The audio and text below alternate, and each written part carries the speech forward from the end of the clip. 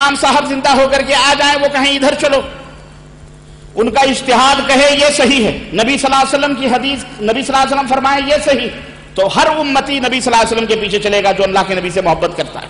وہ امام صاحب کو پیچھے چھوڑ دے گا، امام ابو حنیفہ کو بھی چھوڑ دے گا، امام مالک سب کو چھوڑ دے گا، نہیں ہم نبی صلی اللہ علیہ وسلم کے پیچھے چلیں۔ بین ہی اسی طرح سے آج نہ رسول اللہ صلی اللہ علیہ وسلم ہے، نہ امام ابو حنیفہ ہے، نہ امام شافعی ہے، نہ امام مالک ہے، سب مر گئے، لیکن اب نبی کی بات زندہ ہے، امام صاحب کی بھی باتیں زندہ ہیں، ائمہ کی بھی باتیں زندہ ہیں، نبی صلی اللہ علیہ وسلم کی بھی باتیں زندہ ہیں۔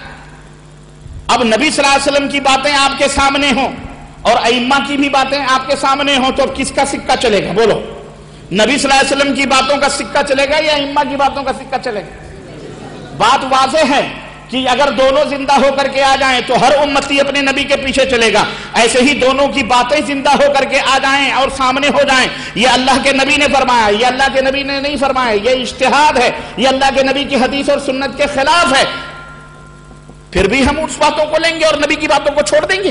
بولو کتنا بڑا ظلم ہوگا یہ اللہ کے رسول صلی اللہ علیہ وسلم کے ساتھ۔ معاملہ بہت آسان ہے، بہت سہل ہے سمجھنے کے لیے، لیکن سمجھنے والے کے لیے دماغ چاہیے، سمجھنے والے کے لیے عقل چاہیے۔ میرے عزیزوں، فرقہ بندی کرنے کی ضرورت نہیں ہے، ٹکڑے ٹکڑے بننے کی ضرورت نہیں ہے، بلکہ علامہ اقبال نے کہا منفعت ایک ہے اس قوم کا نقصان بھی ایک ہی سب کا نبی، دین بھی ایمان بھی ایک، حرم پاک بھی، اسلام بھی، اللہ بھی ایک، قرآن بھی ایک، کیا بڑی بات تھی ہوتے جو مسلمان بھی ایک، فرقہ بندی ہے کہیں اور کہیں ذاتیں ہیں، کیا زمانے میں پنپنے کی یہی باتیں ہیں۔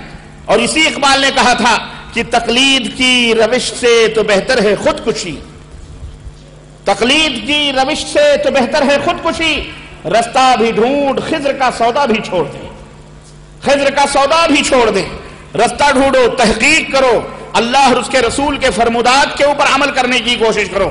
میرے عزیزوں، میرے دوستوں، کیونکہ اسی کے اندر نجات ہے، اسی کے اندر فلاح ہے۔ وَمَن يُطِعِ اللَّهَ وَرَسُولَهُ فَقَدْ فَازَ فَوْزًا عَظِيمًا، اللہ فرماتا ہے جو رسول کی اطاعت کرے گا اور جو اللہ کی اطاعت کرے گا، جو رسول کی اطاعت کرے گا، فَقَدْ فَازَ فَوْزًا عَظِيمًا، وہی عظیم کامیابی سے ہمکنار ہوگا۔ تو صراط مستقیم وہی ہے جو رسول اللہ صلی اللہ علیہ وسلم نے، رسول اللہ صلی اللہ علیہ وسلم کی اطاعت میں اللہ نے فرمایا تم صراط مستقیم چاہتے ہو، سنو، من یطع اللہ ورسولہ، جو اللہ کی اطاعت کرے گا، جو رسول کی اطاعت کرے گا، فاولئک مع الذین انعم اللہ علیہم، ان کا حشر ان کے ساتھ ہوگا جن کے اوپر اللہ نے اپنا انعام کیا ہے۔ وہ کون ہیں؟ من النبیین، نبی ہیں، انبیاء ہیں، رسول ہیں، من النبیین والصدیقین، اور صدیقین ہیں جو سچ بولتے رہے، ان کا ایمان بھی، عقیدہ بھی، عمل بھی، سب کچھ سچا رہا، ان کے ساتھ ان کا حشر ہوگا، نبیوں کے ساتھ ہوگا، صدیقین کے ساتھ ہوگا، شہداء کے ساتھ ہوگا، والصالحین، اور بزرگوں کے ساتھ ہوگا، نیک لوگوں کے ساتھ ہوگا، ان کے ساتھ تمہارا حشر ہوگا۔ کن کا؟ جو اللہ کی اور اللہ کے رسول صلی اللہ علیہ وسلم کی اطاعت کریں گے، ان کا حشر ان کے ساتھ ہوگا۔ گویا انعام الہی انہی چار کیٹیگری کے لوگوں کے اوپر ہے، نبیوں کے اوپر، صدیقین کے اوپر، شہداء کے اوپر اور صالحین کے اوپر، یہی مومنین ہیں۔ وَمَن يُشَاقِقِ الرَّسُولَ مِن بَعْدِ مَا تَبَيَّنَ لَهُ الْهُدَىٰ، ہدایت واضح ہو جانے کے بعد جو نبی کی مخالفت کریں گے، وَيَتَّبِعْ غَيْرَ سَبِيلِ الْمُؤْمِنِينَ، یہ قرآن کی آیت اللہ کے نبی پر نازل ہوئی تھی، اور نبیوں کے راستوں اور مومنین کے راستوں کو چھوڑ کر کوئی اور راستہ اپنائے گا۔ یہ مومنین کون ہیں؟ یہ مومنین ہم نے جن کو تم نے مومن سمجھا وہ مومن نہیں، بلکہ یہ وہ مومنین ہیں جو نبی کے زمانے میں تھے، صحابہ کرام رضوان اللہ علیہم اجمعین ہیں۔ سمجھ میں بات آئی کہ نہیں آئی؟ آج مولوی اس مومنین کا معنی اپنے مولویوں کو شمار کراتا، ہر فرقے کا مولوی اپنے اپنے مولویوں کو شمار کراتا ہے کہ سنو مومنوں کا راستہ، مومنوں کے راستہ سے مطلب تقلید کرو، تقلید، مومنوں کے راستے پہ چلو۔ تو جب مومنوں کے راستے پہ چلو تو تقلید ہوئی نا۔ ہم نے کہا واہ پیارے، تم نے جس کو مومن سمجھا اس کی کتاب، اس کا عقیدہ تو مشرک بتلا رہا ہے کہ یہ مشرک تھا۔ ہمارے ہندوستان میں جو کتابیں جو پڑھتے ہیں ہم ان فرقے والوں کو، جماعتوں کی، اس کے اندر تو شرک بھرا پڑا ہوا، یہ کیسے مومن ہو سکتا ہے؟ یہ تو ہماری سمجھ سے باہر ہے۔ مومنین تو وہ تھے جن کے بارے میں اللہ نے فرمایا فَإِنْ آمَنُوا بِمِثْلِ مَا آمَنْتُمْ بِهِ فَقَدْ اهْتَدَوْا، اے میرے نبی کے صحابہ، اگر لوگ اس طرح ایمان لائیں جس طرح تم ایمان لائے ہو تب وہ ہدایت یافتہ ہوں گے۔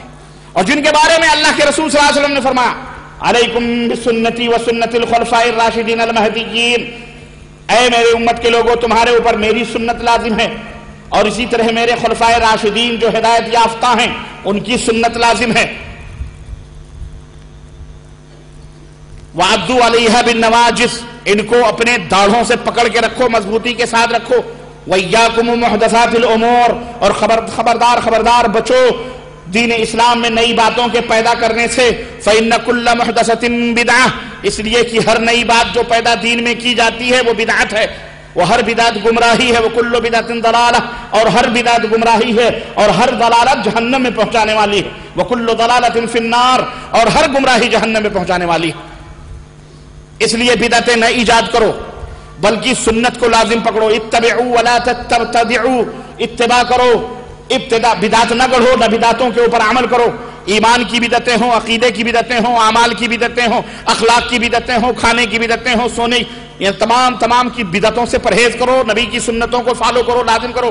تو مومنین وہ ہیں جو صحابہ کرام ہیں، ہمیں حکم دیا جا رہا ہے کہ صحابہ کے راستے پہ چلو، صحابہ کرام رضوان اللہ علیہم اجمعین کے نقش قدم پہ چلو۔ یہاں ایک اصول اور آپ کو میں بتلاتا چلوں، اگر نبی کریم صلی اللہ علیہ وسلم کا فرمان موجود ہے اور کائنات میں کوئی کسی کا بھی فرمان نبی کے علاوہ اس کے مخالف ہے تو بتاؤ اس کی بات لی جائے گی یا نبی کی بات لی جائے گی؟ نبی کی بات لی جائے گی۔ یہ اصول ہے اہل السنہ والجماعہ ہمارا۔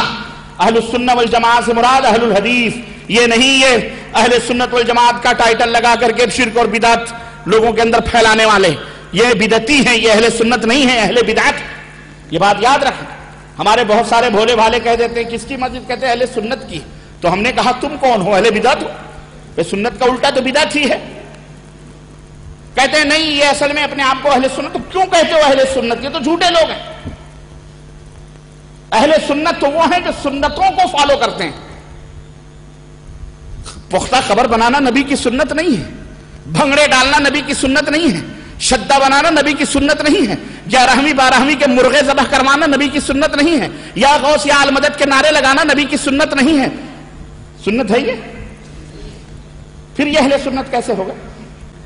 اہل مانے والے، سنت مانے نبی کا طریقہ، سنت والے، واہ، الٹا چور کوتوال کو ڈانٹے۔ ہم سنتوں کو اپنائیں، ہم سنتوں کی دعوت دیں۔ مولوی کہے یہ گستاخ رسول ہیں، مولوی کہے یہ غیر مقلد ہیں، مولوی کہے یہ بدعتی ہیں، مولوی کہے یہ کافر ہیں، ان کی مسجدوں میں نہ جاؤ، ان سے مصافحہ نہ کرو، ان سے سلام نہ کرو۔ امت کو تفریق کر کے بانٹ دیا ہے۔ استغفر اللہ استغفر اللہ، الٹا چور کوتوال کو ڈانٹے۔ خود چوری کرتے ہیں، یہ چوری اور سینہ زوری۔ سنت والے وہ ہیں جو نبی کی سنت کو ہمیشہ اپنے سامنے رکھتے ہیں۔ نبی علیہ السلام سے کوئی مولوی ثابت کر دے کہ پختہ قبر بنانا اللہ کے نبی نے حکم دیا، دنیا میں کوئی مولوی اس کو ثابت نہیں کر سکتا۔ شدہ، چبوترا، جھنڈے، علم، تعزیے، نیاز، فاتحے، شب برات کے حلوے، ماڈے، اس کی نمازیں، اس کے روزے، رجب کے کنڈے، نبی صلی اللہ علیہ وسلم سے ثابت ہے۔ یہ ساری بدعتیں کر کے بھی اہل سنت والجماعت۔ واہ، 70 چوہیا کھا کے بلائی کھالا حج کو چلی۔ کعبے کس منہ سے جاؤ گے غالب، شرم تم کو مگر نہیں آتی۔ حیا کرو، صحیح اہل سنت بنو۔ ہم ہیں اہل سنت والجماعت، ہم ہیں کہ سنت کو چھوڑنا گوارا، ڈٹے ہوئے ہیں۔ تم اپنی مسجدوں میں دھکا دے کے بھگا دیتے ہو، دروازے بند کر دیتے ہو، سلام کا جواب تک نہیں دیتے ہو، شادی بیاہ کو بھی تم نے حرام کیا ہوا، سب کچھ تم نے بائیکاٹ کیا ہوا ہے۔ اس کے باوجود بھی الحمدللہ یہ قافلے توحید و سنت ہے جو بڑھتا ہی جا رہا ہے، بڑھتا ہی جا رہا ہے۔ دیکھ رہے ہو بیٹھنے کی جگہ نہیں ہے، اسی لیے کہتے ہیں مسجدیں ذرا چوڑی بنائے مسجدیں بناؤ تو ذرا بڑی بڑی بناؤ، چھوٹی مسجد مت بناؤ۔ یہ نہ کہو اس محلے میں تو 2 ہی 4 لوگ ہیں، ارے انتظار کرو، سال نہیں گزرے گا